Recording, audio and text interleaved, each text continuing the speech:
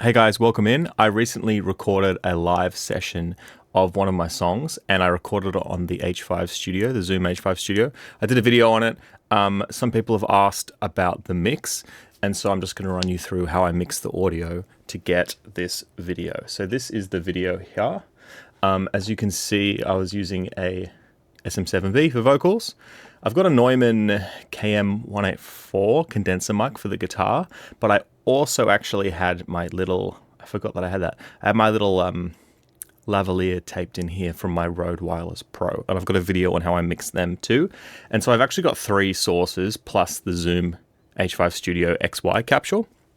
And so I'll just have a quick listen. This is what it sounds like.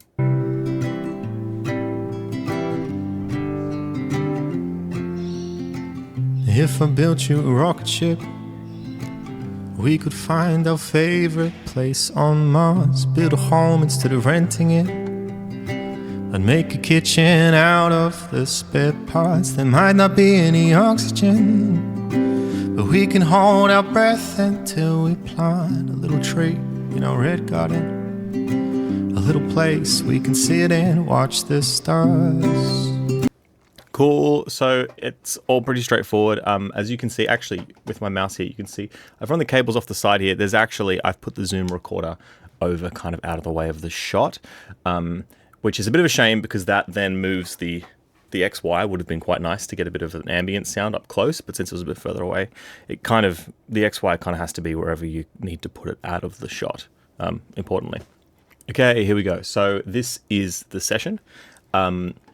I've got a little region around here. So the audio here, the dark blue is the SM7B, my vocal microphone. The next one here is the condenser microphone. And then I've got the Wireless Pro, which is the guitar lavalier. So I have actually used 3 audio sources for this mix. And I had a couple of extra ones too. I also had the XY from the Zoom capsule here. So starting off, I'm going to smash through this really quickly. Let's just have a listen to how everything sounds just dry. This is mixed with just the levels. So if you have a listen to this, this is the take. To a rocket ship, we could find our favorite place on Mars, build a home instead of renting it, and make a kitchen out of the spare parts. So I'm just gonna take a section of that, and yeah, this is the dry sound.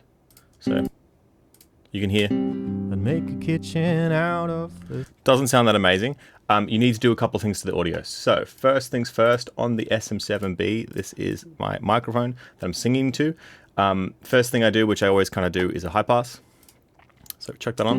And make a kitchen out of that is just scooping out. There might not be any. Can you see that energy down here, down the bottom here? We can hold our breath until essentially just don't want that under 100 hertz. So let's just scoop that back out. A little place we can. Often that's going to be like plosives and like air and like a truck going by stuff. My voice isn't deep enough to sing at that register, so I just scoop that out. That's just a handy thing that I usually get into doing, just good practice. The next thing I have here is my CLA-Vocals plugin. This I have set to do just a couple of things. I have the first knob, lower, top, and push. So we've got a bass, a treble, and compression. So I like this plugin just because it's got a few things in one.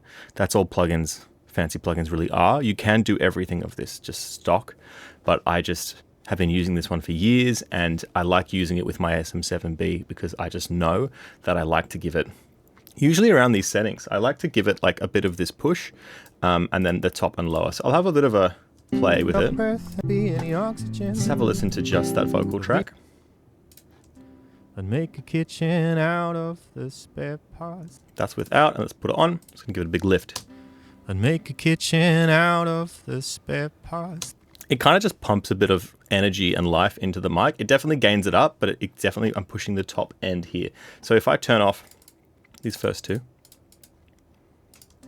And make a kitchen out. And make a kitchen out of the spare parts. So I can just bring it nice and close. And make a kitchen out of the spare parts. And I like, it's kind of like, it's an EQ, but it's nice to just have 2 knobs because only a few things you have to deal with.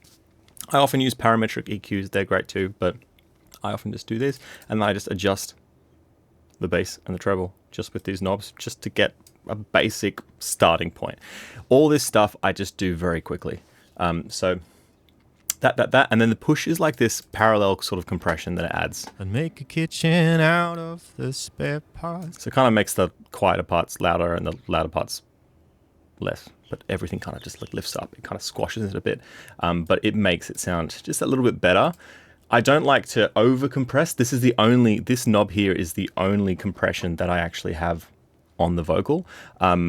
With live sessions, if you do too much compression, you remove the liveness of it. Sometimes you don't realize that when you hear a band playing at a pub down the road, the reason you know that that's live music, not speakers playing the music, is often because there's like no compression. There's a guy in there smashing drums and that sound is just traveling. But to reproduce that through speakers, you have to use compression, otherwise things are going to clip and it's going to be a bit of a mess. So that's why you can always tell things are live. And when you do it this way, you don't want to overwork the audio. Otherwise you lose, it just becomes too produced. So I usually just do that, those little things. And make a kitchen out of the spare part. Beautiful. And then the next thing I've added Pro Q, and I've also just done the same thing. I've just cut here. I didn't need to do that. And I've just given a little push around 4 kilohertz. Make a kitchen out of the spare parts. There might not be any oxygen. Less than 1 dB, so I've done next to nothing. I've just done a little bit more touch up. Often I do the CLA-Vocals as the quick EQ and just make it sound like, quickly put it where it should be, and then I try and like to be a bit more specific with this. Pro Q, and then that's pretty much it. I've got my Valhalla reverb. I haven't even put on a separate send because I've only got like 3 tracks in this whole mix. So these are the settings I've got for that. And make a kitchen out of the spare parts. I said this in my other video, with reverb, you want to see the visual. You want to pull up the actual visual of it and be like, okay, this is an echoey place. How should it sound? It probably shouldn't sound like this. And make a kitchen out of the spare parts. There might not be any That might be weird if it's too dry. It just doesn't really fit. But since we are in kind of like this big hall-y warehouse, it's actually huge, like you can see in this photo here, this huge sort of space, you're going to get an echo. If it doesn't have an echo, it just doesn't look right. So then I've kind of dialed the reverb into some way that I thought fits kind of nice. So let's have another play of it. And make a kitchen out of the... Without, and then turn on. And make a kitchen out of the spare parts. Sounds like it kind of belongs in this space. And that is the vocal done. That's literally it. And make a kitchen out of the spare part. Cool. Next thing is the guitar. And then for the guitar, I have 2 different channels. The first one is that microphone that I had in front of it. I had in front of me, which I'll just show you in the video.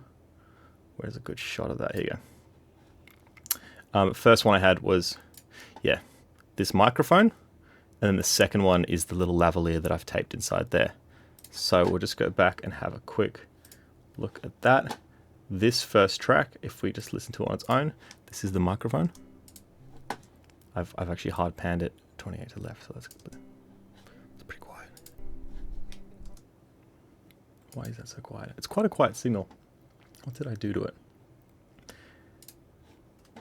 I did a channel EQ. Then I added a compressor. Oh yeah, I added a compressor. I think this is where I put the gain into it. Yeah, I really did. Well, I pretty much just use this compressor plugin as a gain. I literally did. It's not even taking anything off. So the makeup gain is just pushing through. And I think I've got a threshold. Oh, no, it's literally just a gain. This is just a gain plugin, essentially, in a really lazy way to do it. The problem I had with that mic is, listen to that. Can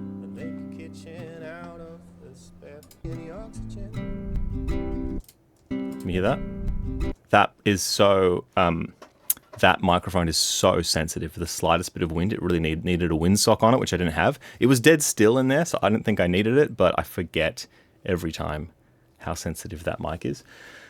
So, yeah, cutting out the low end here, cutting this out is definitely going to help reduce that little wind thing, but ideally you don't really want that. So, yeah, to go to the next one, I used the spread plugin. I use this sometimes on guitars. Let's just see. You can hear that wind there. That's not great. I think I left that in because that's why I've got this channel so quiet. So go from the beginning.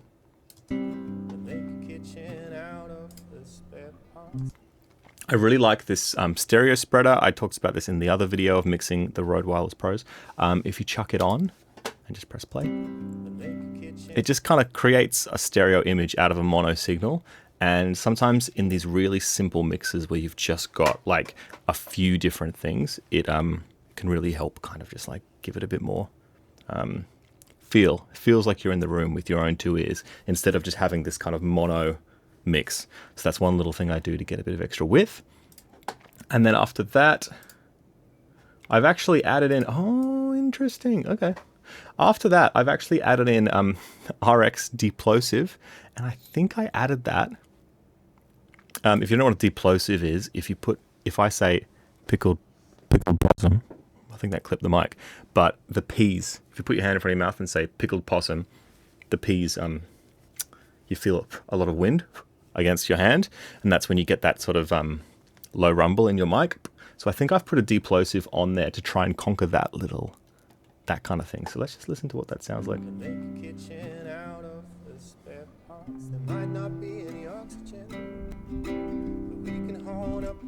Did that actually help?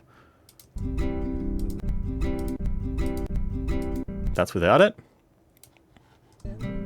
With it. Yeah, it did. Hugely. So that deplosive plugin, I've used that to remove a bit of the wind from that mic.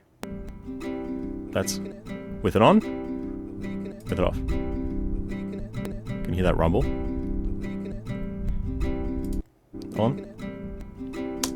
That actually worked quite well. So that's why I put in RX9 deplosive plugin. And then the last thing is a little bit of reverb on that guitar.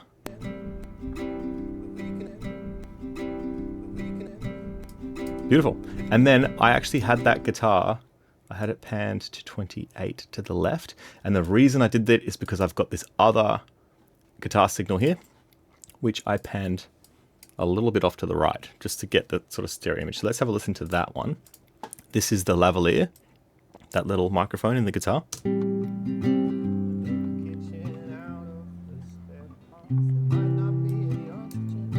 I love using those Rode Wireless Pros because they just it sounds really good.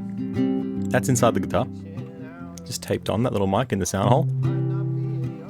And so I'm going to put on, what have we got on there? I had a channel EQ, which is cutting a bit of the low and adding top end. Because the Rode Wireless Pro mics, they often need a little bit of a lift. And then I've got a compressor on there.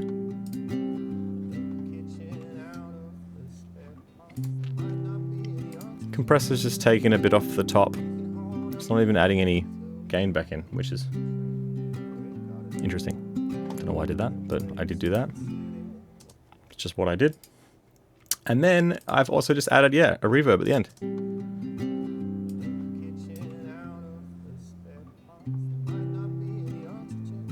Cool. Okay, so now let's put those two guitar takes together.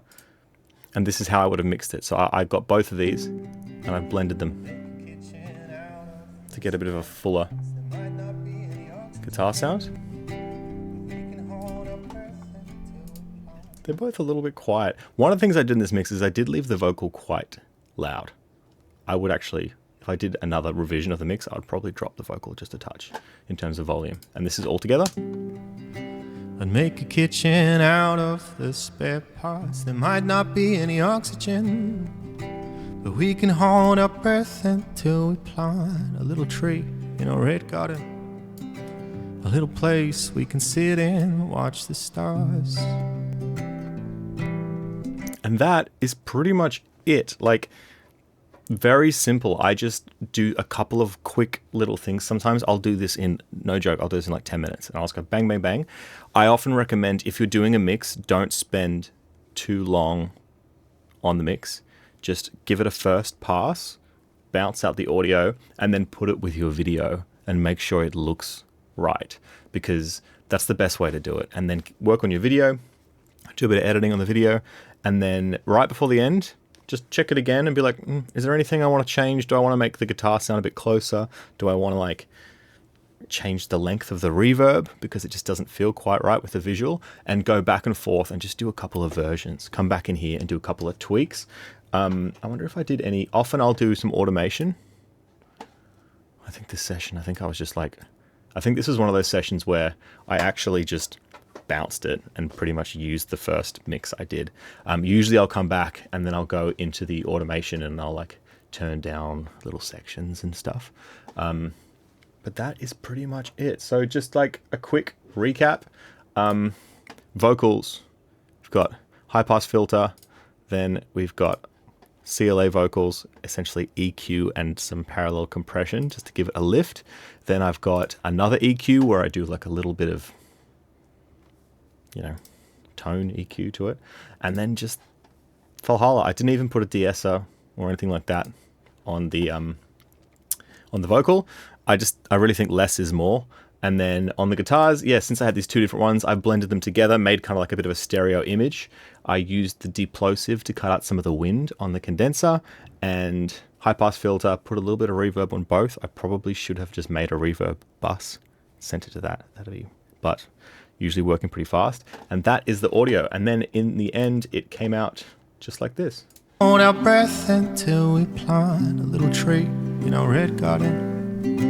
A little place we can sit and watch the stars.